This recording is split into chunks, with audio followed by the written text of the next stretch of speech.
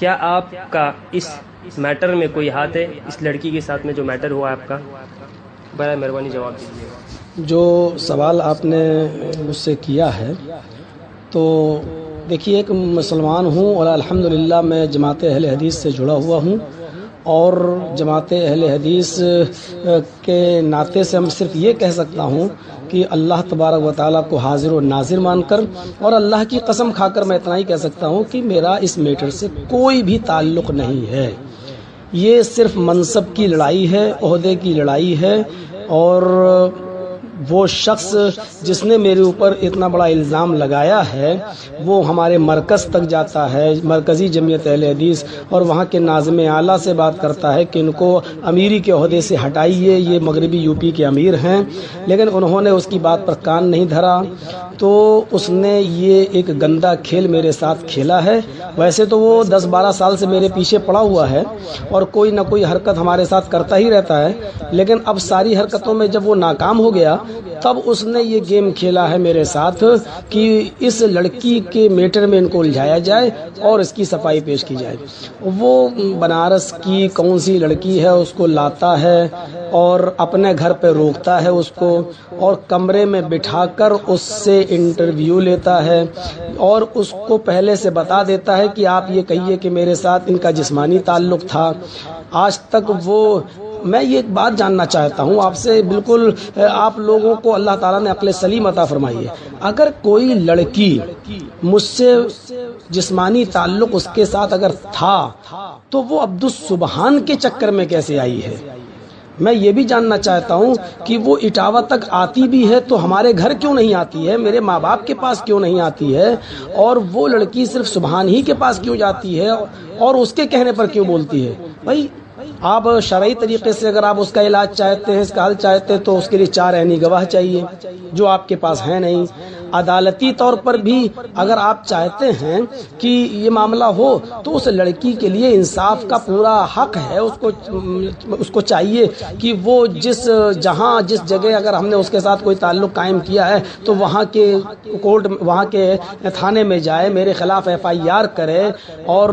ہم سے جو ہے اس کو انصاف مانگنا چاہیے کورٹ سے۔ لیکن وہ آج تک نہ تو اس کے باپ نے کوئی بات کہی ہے، نہ اس کے چچا نے کوئی بات کہی ہے، نہ اس کے بھائی نے کوئی بات کہی ہے، اور نہ ہی وہ اگر میرے ساتھ کوئی تعلق تھا تو اس کو نیٹ پہ جو ڈالا جا رہا ہے تو یہ تو اس کو بھی نہیں معلوم تھا کہ یہ نیٹ پہ ڈالا جا رہا ہے۔ یہ دشمنی ہم سے نبھائی جا رہی ہے اور اس کا کوئی ثبوت نہیں ہے اس کے پاس، اور الحمدللہ میں اپنی جماعت کو کبھی شرمندہ نہیں ہونے دوں گا، اور آپ اس بات پر پورا بھروسہ رکھیے، اور میں اللہ کی ذات پر بھروسہ رکھتا ہوں، اس کے ہاں دیر ضرور ہے لیکن اندھیر نہیں ہوتا ہے، اور بہت جلدی حق آپ کے سامنے آئے گا۔ اور ایسی چیزیں ہمارے سامنے کوئی آج سے نہیں ہیں، پڑھنے کے زمانے سے ہمارے ساتھ یہ سب معاملات ہوتے رہے ہیں اور ہمیں گرانے کی کوشش کی جاتی رہی ہے، کیونکہ جو آدمی جتنی اوپر اڑان اڑتا ہے اور جتنا مشہور ہوتا ہے اس کو گرانے کی کوشش بھی اتنی ہی زوردار انداز میں کی جاتی ہے، لیکن اللہ کا ہاتھ ہمارے اوپر ہے، اور انشاءاللہ مجھے امید ہے کہ بہت جلدی اس کا فیصلہ ہوگا، اور بہت جلدی جماعت اہل حدیث کو میں کوئی خوشخبری سناؤں گا انشاءاللہ۔ السلام علیکم ورحمۃ اللہ۔ وعلیکم السلام ورحمۃ اللہ وبرکاتہ۔ ماشاءاللہ شیخ نے اچھا اپنی طرف سے خلاصہ کیا ہے، اور یہی خلاصہ جو ہے عوام اہل حدیث عوام چاہتی تھی کہ شیخ اپنی زبانی کریں، اور ماشاءاللہ یہ بہت اچھی بات ہے کہ اہل حدیثوں کے نزدیک انشاءاللہ ان قریب خوشخبری آئے گی۔ ہم انتظار کریں گے، ہم منتظر ہیں اس دن کے کہ ہمارے شیخ پر جو تہمت لگائی گئی ہے وہ تہمت کا خلاصہ ہو اور ہمارے شیخ اس تہمت سے بری ہو جائیں۔ شیخ میرا آخری سوال ہے آپ سے کہ یہ جو اسکین پیج بھیجتے ہیں کہ بنارس سلفیہ سے آپ کو نکالا گیا ہے اور آپ کو 1994 کا، تو وہ اسکین پیج بہت روٹیٹ ہوتا ہے اور کہتے ہیں کہ لوگ بھائی دیکھو ان کو مدرسے سے نکالا گیا ہے، اور اس میں الفاظ بھی ایسے کہ بھائی یہ جرجیز جو ہے یہ آوارہ بدچلن ایسے الفاظ سے انہوں نے خطاب کیا ہے اور کہا ہے کہ یہ بھاگا ہوا ہے مدرسے سے، تو اس کا خلاصہ ذرا دے دیجیے شیخ۔ اس سے ہی آپ اندازہ لگا لیجئے کہ 1994 والا ایک لیٹر جو ہے اس کو دکھایا جا رہا ہے، اس سے آپ اندازہ لگا سکتے ہیں کہ کوئی آدمی میرے پیچھے کس حد تک پڑا ہوا ہے۔ پہلی بات تو یہ کہ آج کل انٹرنیٹ کا زمانہ ہے، میڈیا کا زمانہ ہے. آپ جامعہ سلفیہ مرکزی دارالعلوم کے ذمہ داران سے آپ رابطہ قائم کریں. میں اللہ کو حاضر و ناظر مان کر کہتا ہوں اور اللہ کی قسم کھا کر کہتا ہوں کہ وہ لیٹر بھی جھوٹا ہے اور مجھے جامعہ سلفیہ سے نکالا بھی نہیں گیا تھا، بلکہ میں جامعہ سلفیہ جاتا بھی ہوں. جامعہ سلفیہ کے ارد گرد ہمارا پروگرام بھی ہوتا ہے، جامعہ سلفیہ کے اساتذہ ہمارے پروگرام میں شریک بھی ہوتے ہیں.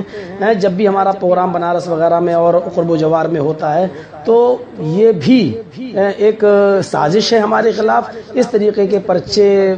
چھاپنا، اس کا کیا ہوا، کوئی لیٹر پیڈ ہوگا جامعہ سلفیہ کا، اس پہ کوئی میٹر پہلے سے لکھا ہوا ہوگا، تو اوپر والا جو جامعہ سلفیہ کا جو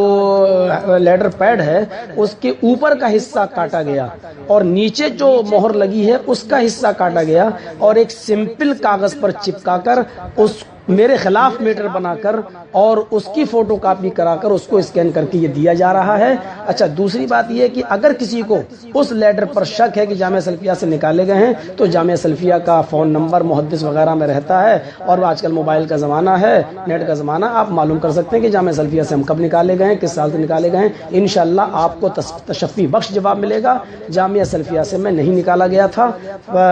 ایسی بات اگر آپ لوگ کہتے ہیں تو بس میں اس کے معاملے میں اتنا ہی کہوں گا، فلعنت اللہ علی الکاذبین، جھوٹوں کے اوپر اللہ کی لعنت ہو.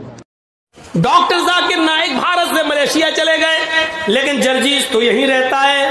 جیلوں میں بھی جاتا ہے، جیل کو سسرال بھی اب سمجھنے لگا ہے.